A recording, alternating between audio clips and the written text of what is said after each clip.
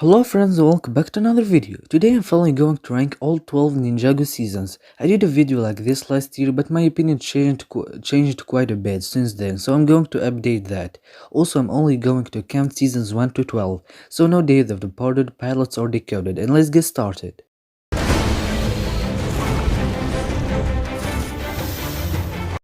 Well, I'm sure that most of you will agree with me on this one. Season 11 is easily the worst season of the show. Well, it's called Secrets of the Forbidden Spinjitzu, but we barely knew anything about it. We don't know why it was created, we don't know who used it, and we don't know if it really corrupts you. And it's because of the ridiculous amount of filler in this season. Someone in Ninjago team had this terrible idea to fill the season with pointless, boring filler, which led to everything being rushed. All stories were extremely rushed this season, like Kai's arc, Nia's, and even Zane's. Also, none of the ninja feel like themselves. They feel very childish and not relatable like they were in the first 10 seasons.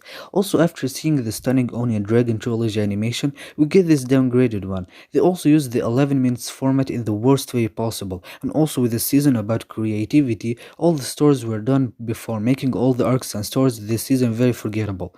Asphere is my second least favorite villain in Ninjago, and it was frustrating to see Snakes for the fourth time. I can make 20 minutes video only about season 11 and how bad it is, but I just said the most important things in this video because we have 11 more seasons to cover.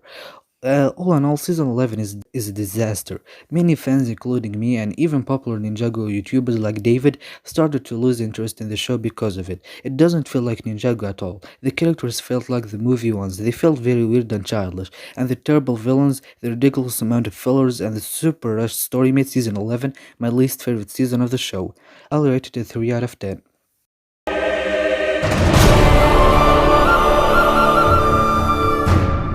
Season 2 is a very bad season, but comparing to season 11 it is a legend, but I still don't like this season at all. The first 7 episodes of the season were all very random and didn't need to exist. I mean, this season is only 13 episodes, and it is so stupid to make the entire first half fill. But to be honest, I didn't like the second half at all, and I think this is the most unpopular opinion that I have about Ninjago. I really don't like the prophesized chosen one stories. It just makes one character look amazing and the rest look stupid. And Ninjago did the same thing. I said that the ninja didn't feel as relatable as they were in the first 10 seasons.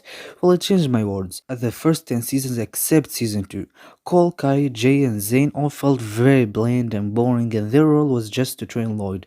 The second half was just the chosen one versus the ultimate evil story, which is my least favorite type of stories. Also, the villain sucks. The overall is painfully boring. He doesn't have a character or backstory. You can't relate or feel him at all. He's just evil because he's evil. And all in all, season 2 is painfully boring with terrible characters. 3.5 out of 10.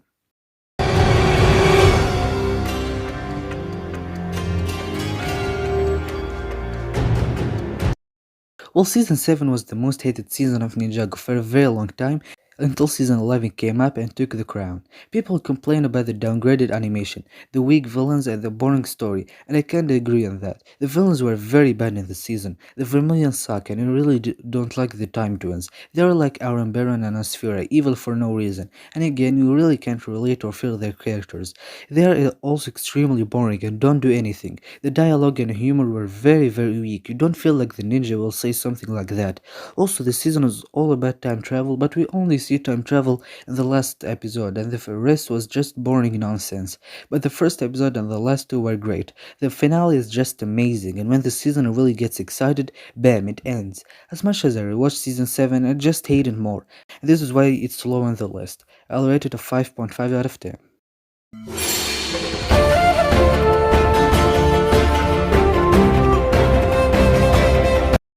Now we're moving from terrible seasons to okay ones. Season 10 suffers from being incredibly rushed for obvious reasons. The Oni were very disappointing, and we were used to believe that they are the most dangerous and scary being that exists in Ninjago, but they were literally the weakest enemies the ninja has ever faced. If you look at the season from the side of story, character development, and action, this season is very disappointing, but from the side of emotions and meanings, this season is really the most meaningful of the series. Taylor Lord made a video about all of season 10's meanings, so go check it out, it's an amazing video. Also, this season is amazing at referencing a lot of iconic things in Ninjago, and it gives you this sense of nostalgia. You have Kai being a blacksmith again, the use of the golden weapons, the tornado of creation, and more. Also calls for, in my opinion, is the saddest moment of Ninjago, and I'm not gonna lie, I actually cried so hard because of it. So why this season is very low? Because it is extremely rushed, had a very weak story and villains. I don't hate the season at all, and I understand what it is trying to do, and it completely succeeded at that. I rated a 5 out of 10. Kick back, whip around and spin, and then we jump back to it again.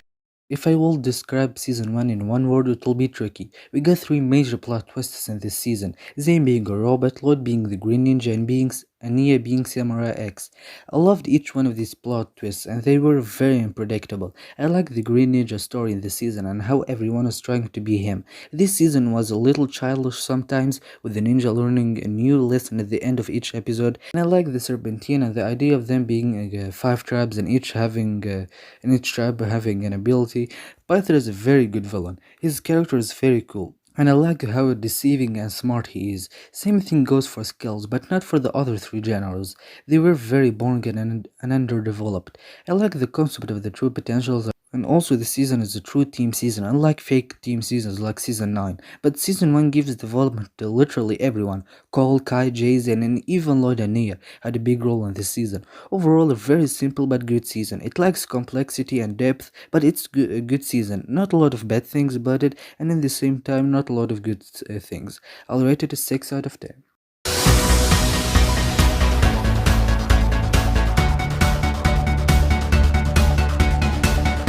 Season 3 is a weird season. All of people I saw either love it so much or hate it so much, but I am in the middle. I think it's a good season, but not one of the best. In terms of villains, it was a bit weak. Like I said before, I really don't like the Overlord, but to be honest, he was slightly better than what he was in season 2. The ninjas are very cool, and General Creptor is a great general for them, but I feel like something is off about them. But my biggest problem with this season is that it destroyed half of the team. We can all agree that the love triangle is the worst arc Ninjago has ever done, and it is just so annoying this season. Cole especially was out of character, and Nia and Jay are too. Also, Zen is supposed to be the main character, and he was okay in this season. It's not the best version of him, but he is okay. Now let's talk about the good stuff. This season is amazing at concepts. Space travel and Digiverse were great ideas, and I love how they were done. I think we should have seen more episodes with the Digiverse, but what we had is good, and season 12 did that even better. Lord and Garmadon's relationship was so cool, and I like their interactions between the two.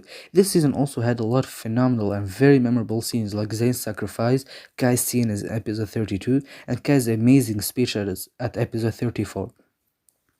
Zane's death was awesome, but it was ruined quickly by revealing that he's still alive 2 minutes later. It would have been better if they kept it for season 4. Also, a lot of people loved the whole episode just because of that one scene, but the rest of the episode was okay. All in all, my biggest problems with this season is how it destroyed half of the ninja team, but I love the ideas and concepts this season is doing. Alo's relationship with his dad was cool. Overall, a good season, but had some big problems. I'll rate it a 7 out of 10.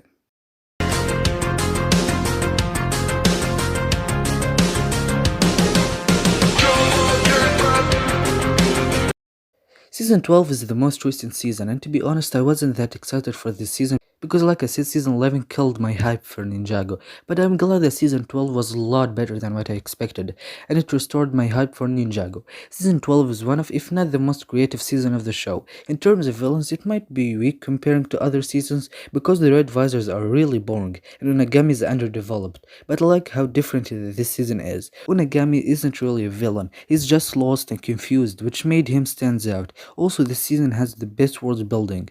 Prime Empire's world is beautiful and the world building was excellent. This season is also very memorable and unique because of all the references and jokes in this season. Also, I love how we are seeing for the first time a different side of Ninjago with video games and fun, because normally we see things that happened ages ago and very serious and important things like the Serpentine War and the 16 Realms, but here it's very different. We are seeing something that is related to video games and happened just 30 years ago. In terms of side characters, this season is the best in Ninjago. Racer 7, Okino, Darius, and Scott are all amazing and unique. But my biggest problems are that a lot of stories feels rushed, like Scott's story or Zane's plot, which was disappointing because these were two of the most anticipated stories for the season. Also, the ninja didn't get any development at all, even Jay, who is supposed to be the main character. But overall, a great Ninjago season, or at least a very good Ninjago season, and I like it so much, and I'll give it a 7.5 out of 10. Now we are moving from good seasons to amazing seasons, the absolute best, my favorite seasons of the show.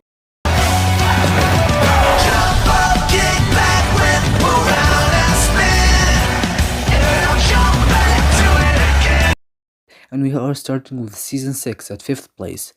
I'm not the biggest fan of Jay and Nia's relationship, and Nia was very annoying this season. But other than this, season 6 is a fantastic season. Nadakan is my second favorite villain of Ninjago. He's a better version of Pythor. I like the idea of him being a master of deception and that he gives you three wishes. And to be honest, in the ending I was sad about his death more than Nia's.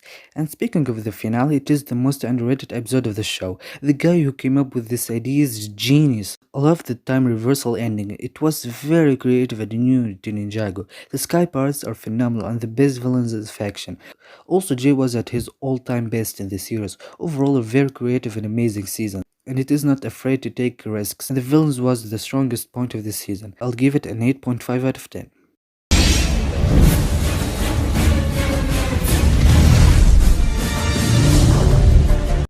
Season 9 is arguably the darkest season of the show. I mean, it called for named characters. Garmadon was the main villain and he was terrifying. He killed Mr. E in front of everyone. His relationship with Hirumi was so dark, and when you go further in the season, you can see that Hirumi started to regret that she resurrected him, which led to her phenomenal conclusion in episode 92. Armin Baron is such an underrated villain. His voice acting is perfect and he is just very dark and ruthless. I just liked his character so much, and I liked the Dragon Hunters. And Heavy Metal being good was a big plot twist. Lloyd's Perilous arc was awesome in this season, and Kai in season 11 looks like an idiot compared to Lloyd in this season. It was nice to see the Elemental Masters coming back, but in my opinion, the first Realm arc was the better one of the two. I mean, all of the posters, sets, commercials featured the first Realm story only, because it's the exciting part of the two. Wu was growing up in the season little by little, and I loved how after he taught the ninja everything they knew, now they are teaching him. The last three episodes of the season mixed emotions, action, victory, and sadness, and it worked so well. I love the balance between the two stars, and this season was just amazing. It is a very heavy season. Each second is important because this season had a lot to do, especially that it is telling two stories at the same time.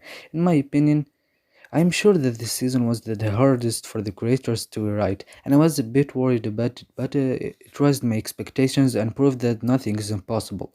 Also, I like how the season breaks the, like Taylor Lord said, the fill in the blanks plot, and it was so unique. It is kind of the first villains versus villains season, with the dragon hunters versus the dragons, and other stuff make this season different enough. Overall, an epic season, an 8.5 out of 10.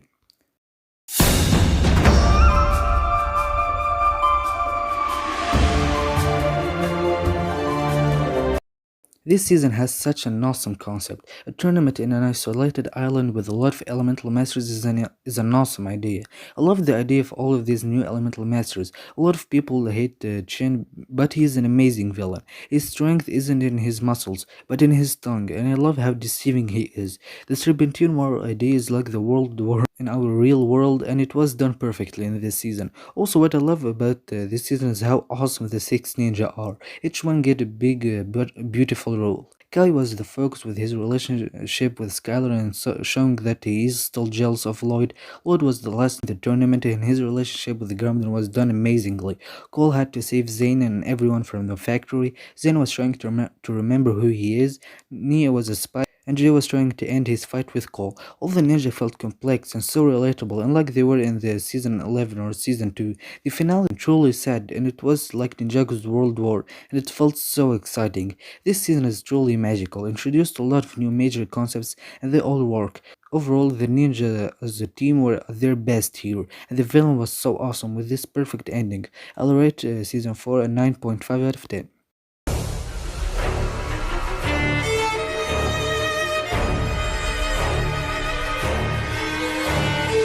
Season 5 is scary. I really don't think Ninjago is a kids show. It has a lot of dark and scary scenes and complex stories that children will not understand. Moore is a fan favorite character and he is my favorite villain and second favorite character of the show. It's really not his fault for being evil. It is 100% Wu's fault. He made him believe that he is the Green Ninja, but in the end, he was disappointed. To be honest, I would have done it worse if I was in his place, and this is why he is so relatable and awesome. Ronan is also an amazing character, and the whole hunting and ghosts theme of the season worked so well. This is the first scary version we saw of Ninjago. Lord being absent for the majority of the season was a huge risk taken by the writers, and they deserve all respect for taking major risks like this one. Cole turning into a ghost is easily one of the saddest scenes of the show, and it was so unpredictable. The finale was amazing, and the conclusion for everything was great. I liked how there was 16 realms of the world of Ninjago because it allows the show to make less retcons. Overall, this season was truly amazing and scary, and rated at 9.5 out of 10.